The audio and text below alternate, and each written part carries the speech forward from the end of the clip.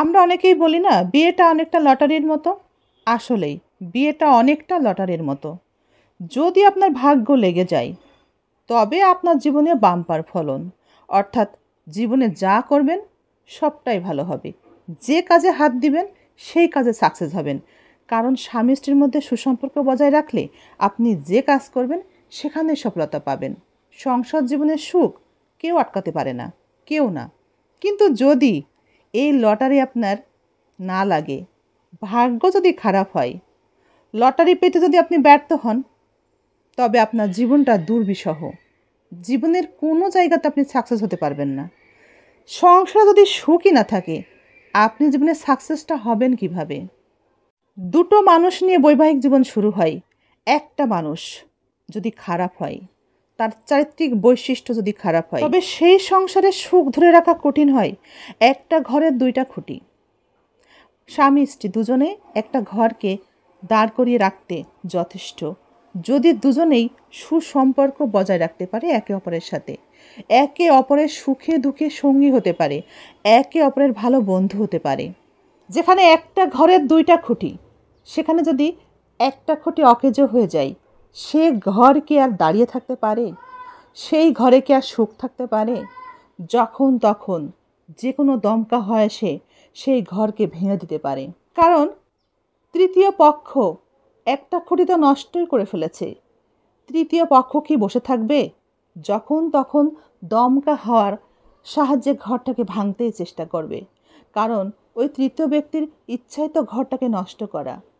আমরা অনেকেই তৃতীয় ব্যক্তিকে অনেক বেশি পছন্দ করে ফেলি, তাদেরকে নিজের আত্মায় জায়গা দিয়ে বসি। এটাই করি ভুল। আমি আমার অনেক ভিডিওতেই বলেছি, আমাদের সুসম্পর্কগুলো নষ্ট করার জন্য সবসময় শয়তান পিছনে লেগে থাকে। সম্পর্কে দুজন মানুষের মধ্যে যার ইমানের দুর্বলতা আছে, যার চরিত্রের সমস্যা আছে, সেই তৃতীয় ব্যক্তির প্রলোভনে পড়ে নিজের চরিত্রকে আরও বেশি নষ্ট করে। সংসারে সুখ শান্তি নষ্টের জন্য সেই কারণ হয়ে দাঁড়ায়। সংসারে সুসম্পর্ক নষ্ট করে, সুখ শান্তি নষ্ট করে শয়তান ভীষণ খুশি হয়। আমরা যারা এই শয়তানের প্রলোভন থেকে নিজেদেরকে মুক্ত করতে পারি না, তারাই সংসারের সুখটা নষ্ট করে সংসারকে পথে বসিয়ে দিই। সংসারের যত উপার্জন থাকে, অর্থ সম্পদ সব যখন নষ্ট করে ফেলে নিঃস্ব হয়ে যায়, তখনই কেবল হুঁশ ফেরে যে কি করলাম জীবনে, এগুলো না করলেও পারতাম। সুখের সময়ে আপনার পাশে আপনি অনেককে পাবেন, কিন্তু দিন শেষে জীবনের শেষ প্রান্তে দাঁড়িয়ে এমন একটা মুহূর্তে এসে আপনি তখন আর কাউকে পাবেন না।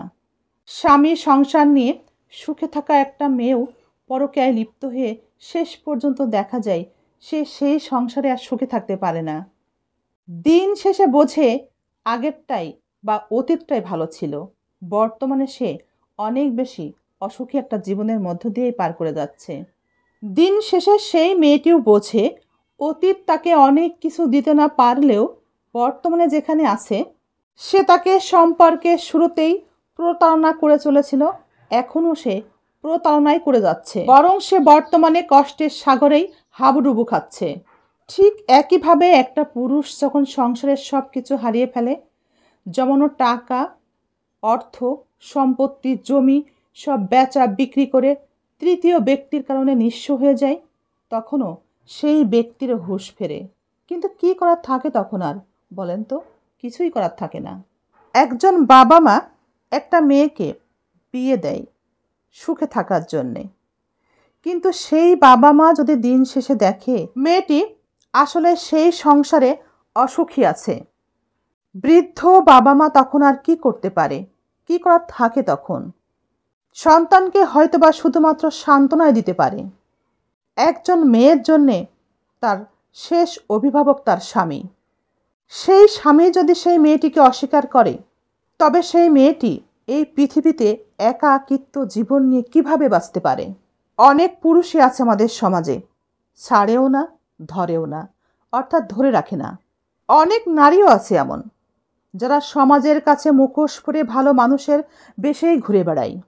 এরা শুধু নিজের সুখের কথাই চিন্তা করে, স্বার্থপর যাকে বলে। এরা আত্মকেন্দ্রিক, নিজের সুখের কথাই চিন্তা করে, অন্যের ঘরের সুখ নষ্ট করে নিজের ঘরের শান্তি নষ্ট করে, নিজের সন্তানের ভবিষ্যৎও চোখ বন্ধ করে নষ্ট করে ফেলে।